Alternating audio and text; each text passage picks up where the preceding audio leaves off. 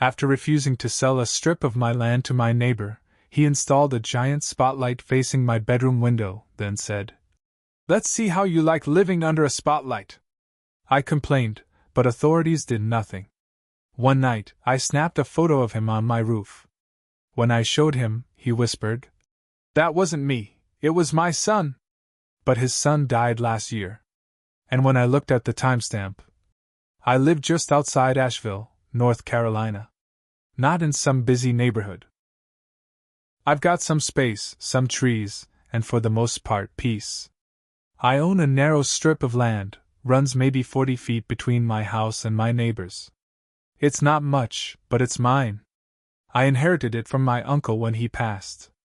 He always said, "Never sell that land. It's ours, and there's a reason to keep it that way." I didn't really understand what he meant back then. Now I do. My neighbor is a guy named Harold McMillan. Older, mid-60s. Retired early from the utilities department. Quiet for years. We'd nod at each other when we passed. I never had a problem with him until a little over a year ago, when he knocked on my door and offered to buy that strip of land. He wanted to build something on his side, he said, a private deck, to sit and watch the hills, maybe set up a telescope. He said the land would help him with the view and give him more room. I said no. I wasn't rude. I just told him the land wasn't for sale. Harold didn't like that. Not at all. A week later he came back.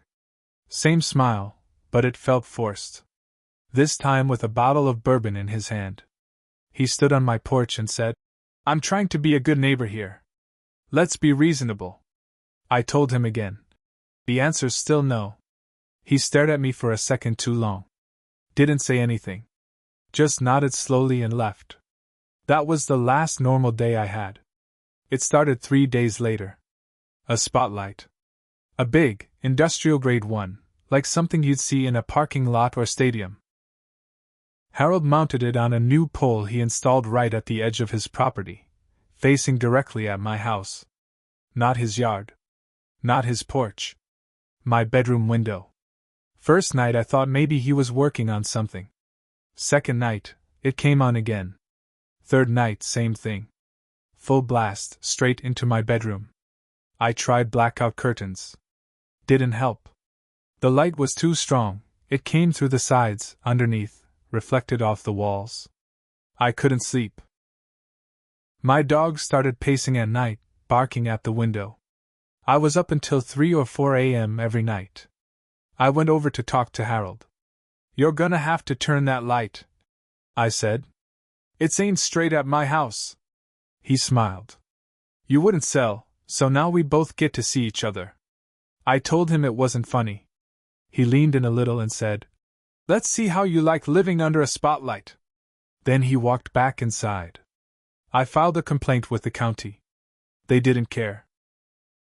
"It's his property," they said. "He's not breaking any laws." I called the sheriff's department. Same thing. "Try planting some trees or getting thicker curtains," they said. I was losing sleep, losing my patience. And Harold? He got bolder. He'd walk around at night on his deck, sometimes just standing there, facing my window. Just watching. Then one night I decided to take pictures. I figured if I had some proof of the harassment, maybe I'd have a better shot at getting someone to care. I pulled out my old Nikon DSLR and set it up on a tripod in the bathroom window. Took a bunch of long exposure shots, hoping to capture the intensity of the light. When I went through the photos the next morning, I spotted something that made my stomach drop. In one of the shots, there was someone on Harold's roof. Not near the chimney. Not working. Just standing there, by the pole that held the spotlight. Wearing a hoodie. Looking straight toward my house. At first I assumed it was Harold. But when I zoomed in, I realized the face was off. It wasn't him. This face looked younger. Pale. Gaunt. Eyes too wide. Like they were stretched open. It looked familiar, but I couldn't place it at first. I printed the photo and took it over to Harold's house the next day. I knocked. He answered like nothing was wrong. I held up the photo. "Who is this?" He looked at it, didn't speak at first. Just stared. Then, almost whispering, he said, "That wasn't me." I stared at him. "Then who?" His voice dropped so low I could barely hear it. It was my son. Now here's the thing. His son, Jamie, died in a car crash last year. Hit a tree out on Highway 74, just outside town. Everyone knew about it. Funeral was small. Closed casket. I said, "Your son? What the hell are you talking about?" "Jamie's dead." He didn't respond. Just stepped back and closed the door. I went home, shaking. I sat in front of my computer and looked at the photo again. I checked the timestamp. 3:12 a.m. Exactly 1 year to the minute from the time Jamie's crash was reported. I double-checked. Looked up the accident report online. 3:12 a.m. April 3rd. That photo, same date, same minute. I started remembering things. A week before the crash, I'd seen Harold and Jamie out by the fence between our properties. Digging. I didn't think much of it at the time. Just assumed they were running a pipe or planting something. But what were they doing near the spring? That part of the land has an underground water source, small but steady. My uncle used to talk about how it had strange minerals in it. Bad for your stomach, good for your bones, he'd joke. I hadn't thought about it in years. Why would Harold want that land so badly? And why the hell would he claim his dead son was standing on his roof? I didn't sleep the night I saw the timestamp. I sat in the dark with my dog curled up next to me, staring at that photo on my screen. I couldn't shake the way that figure was just standing there, staring into my window like it knew I was watching. I called my cousin Danny the next morning. He's a contractor, used to work with the city on survey lines and property drainage. I told him I wanted to check something out, something under my land. I didn't give him the whole story. Not yet. We met up the next day. I walked him down to the fence line and pointed to where Harold and Jamie had been digging last year. "You see that spot?" I asked. "You remember that old spring under there?" "Yeah," Danny said. "Used to be active in the 90s. Dried out, didn't it?" "Sort of," I said. "It slowed, but it's still running. There's a pipe down there." My uncle capped it. Danny gave me a look. "You think Harold messed with it?" "I don't know," I said. "I want to find out." We started digging right along the line. The soil was soft, like someone had disturbed it in the past year. A couple feet down, we hit something metal. It wasn't the spring cap. It was a hatch. Rusted shut square, like an old septic tank lid. Danny backed up. "That's not original. That's newer. And it's not supposed to be here." I grabbed a crowbar and popped the hatch open. The smell hit us fast. Wet earth and something wrong. Decay, maybe? Underneath was a narrow concrete shaft, just a few feet deep. Inside were pieces of old PVC piping and what looked like a plastic storage tub with the lid snapped shut. Danny pulled the tub out and set it on the ground. I opened it. Inside were old tools, wires, and a small notebook wrapped in plastic. And bones. Not big ones, small, animal bones maybe. But they were burned black and twisted. The notebook had symbols drawn in it. Circles, triangles, marks that didn't look like anything I'd ever seen before. Danny stepped back. "I don't like this, man." Neither did I. That night, the spotlight didn't come on. For the first time in weeks, my room was dark. Silent. But around 2 a.m., my dog started growling. Not barking. Just a low, steady growl. I sat up in bed and looked out the window. There was a shape standing at the fence. Not Harold. Too skinny. Standing too still. I grabbed my flashlight and walked outside. I should have stayed inside. I know that now. I got halfway to the fence and the shape was still there, not moving. Just standing at the spot where the hatch had been. I shined the light on it. It was Jamie. I swear to God. It was Jamie. His face was pale, like the blood had drained out. His eyes looked off, like they weren't focused on me. He didn't speak. Didn't move. Just stared. Then he turned and walked slowly back toward Harold's house. I couldn't move for almost 10 minutes.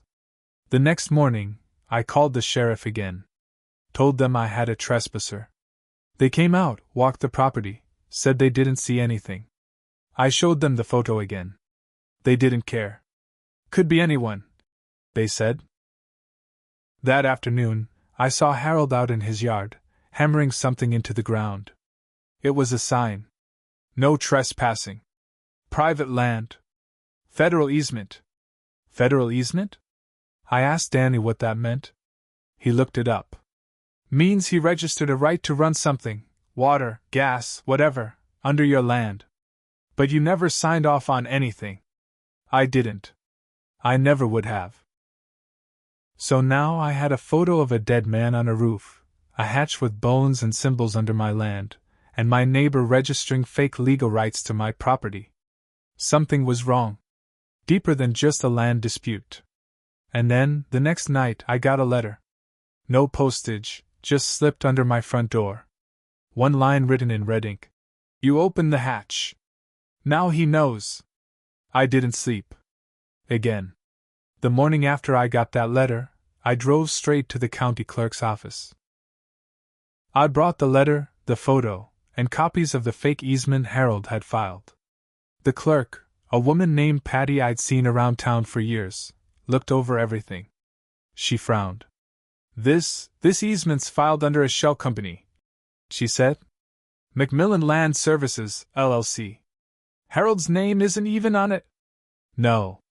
But this filing went through 6 months ago. That's why the spotlight complaint didn't go anywhere. On paper, it looks like he's got utility rights. That didn't make any damn sense. Harold's not a developer. He's retired. And if this was all just about land, why was his dead son showing up in my yard? Patty looked at the folder again, hesitated, and leaned in closer. This notebook. The symbols. You should talk to someone. Someone like who? She wrote down a name. Mark Leland. A semi-retired geology professor who studied Appalachian land myths and underground water systems. Sounded like nonsense. But I was desperate. I called him. I met Mark 2 days later at a diner near Mars Hill. He was in his 70s, beard like an old logger, smelled like pine oil. He didn't waste time. You brought the notebook? I handed it to him. He flipped through the pages, quiet. Then he stopped on a section that looked like some kind of map. It had my land drawn roughly, with a big black circle drawn right over the spot where the hatch was. He pointed at one of the symbols. You see this? I nodded. This is old. Real old. Some people around here call it a return mark. Goes back to mountain folklore. You don't give the land to the dead. That's the rule. If you do, they don't rest. What the hell does that mean? He looked up at me, serious. It means someone gave your land to the dead. And now he's coming back through it. I told him about Harold. The spotlight. The photo. The thing that looked like Jamie. The letter. Mark didn't flinch. Your neighbor might have tried to bring him back, he said. People do dumb things when they lose their kids. They bury things, burn things, say things into the ground. He looked at me real hard. You said the bones were small? Yeah. They weren't for a person. They were for bait. I felt sick. I drove home that night in a storm. Roads were slick, lightning flashing across the hills. When I pulled up to my house, Harold's spotlight was on again, but this time, it was flickering. Like it was shorting out. Then it died completely. I stood outside my truck, looking at his property. And that's when I saw the shadow again. Not just standing this time. Moving. I ran inside, locked my doors, and turned off all the lights. I sat in the hallway with a flashlight and a bat, staring at the back door. My dog was growling again, low and steady, just like before. Then I heard it. A knock. Not at the front door. At the back. Slow. One knock every 10 seconds. 4 times. I didn't move. Then I heard Harold's voice. Faint. From behind the house. Open the door. But it wasn't right. It sounded dry. Hollow. Then it said it again. Only this time, it wasn't Harold's voice. It was Jamie's. But slower. Like the words were dragging through water. Open the door. I didn't. The next morning, I went outside and found deep footprints in the mud leading from Harold's yard to my back porch. And another letter on my doorstep. This one said, "He knows your name now." I don't know what the hell Harold did. But I know it started when I told him no. When I refused to sell that strip of land. And now, something's coming through it. I didn't go to work that day. I stayed in, phone in hand, staring out the windows with every curtain drawn. Every sound made me jump. I couldn't stop thinking about what Mark had said. You don't give the land to the dead. But someone had. Harold had. I had one thought stuck in my head: what if Harold hadn't just buried something under my land, but opened something? By nightfall, I had made a decision. I was going to confront him. No more cameras. No more letters. I needed answers. I needed him to stop whatever this was. I brought a flashlight and the bat. Walked through the woods around the back way, past where we had found the hatch. I kept low, made sure he wouldn't see me coming. When I reached his house, the yard was empty. The spotlight was off again. But the back door was open. Just a crack. I stepped inside. It was cold. Colder than it should have been. The air smelled like mold and ash. Like something had been burned that never should have been. The house was quiet. Too quiet. Then I heard something. From the basement. Scraping. I followed it. Down the stairs. The air got colder with every step. My flashlight flickered once, then stayed on. At the bottom of the stairs, the walls were covered in newspaper clippings. Most were about Jamie's accident. Some were photos I recognized. Ones I'd taken, ones from my own yard. But there was more. Drawings. The same symbols from the notebook. Circles. Arrows pointing toward my land. Toward the spring. Then I heard him. Harold. He was sitting in a folding chair, facing the far wall. He didn't turn when I came in. "I didn't mean for it to go this far," he said. "I just wanted to see him again. I just wanted my boy back." I didn't say anything. He turned slowly to face me. His eyes were bloodshot, skin pale like he hadn't seen sunlight in weeks. "I thought the spring water would carry the words," he said. "I read it in a book. I found it in the old church archives before they burned down. Said the land remembers. Said if you give the bones and say the name, the land gives him back. But it didn't give Jamie back," I said. Harold shook his head. "No. It gave something back. But not my boy. It wore his face for a while. But it's not him." "Then shut it down," I said. "Close the hatch. Stop it." He looked at me like I'd said something stupid. "I can't," he said. "It's not mine anymore. You opened the hatch. You brought it out." My chest went cold. "You're lying," I said. "I didn't ask for this." He smiled, but there was no warmth in it. "Doesn't matter. You dug it up. You broke the seal. That thing, it's tied to both of us now." Then the lights went out. I heard something crawling, fast, along the walls. Like nails on concrete. My flashlight spun in my hand as I turned, and I saw it. The thing wearing Jamie's face. But it wasn't Jamie anymore. The skin hung too loose. The eyes were black now, and the mouth stretched wide, too wide. It crawled like a spider across the ceiling. Harold stood up and faced it. He didn't run. Didn't scream. He just opened his arms and said, "I'm sorry, son." And it dropped onto him like a shadow falling through a crack. He didn't scream. He just collapsed. I ran. I don't remember getting back to my house. But I remember locking every door, every window, and waiting for the sun to rise. It never came. Or at least, it didn't come right. The light outside that morning was gray. Wrong. Like everything was covered in dust. I packed what I could. Drove straight to Charlotte. Stayed in a hotel. Tried to explain to people what happened. No one believed me. They found Harold's house burned down 2 days later. No body. No bones.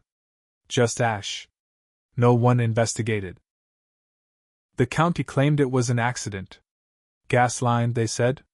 No mention of the spotlight. No mention of the fake company. Nothing. That was 6 weeks ago. I thought it was over. But this morning, I found something outside my new apartment. A photo. One of mine. It showed my bedroom window. And standing outside it, was me. But I don't remember taking it. And on the back of the photo, written in red ink, "The land remembers." So maybe I did make a mistake. Maybe I should have sold the land, and none of this would have happened. But part of me thinks it wouldn't have mattered. Because once Harold opened that ground, he let something out. And I was the one who pulled the lid all the way off. Now it's following me. Because it knows my name. And maybe next time, it'll wear my face.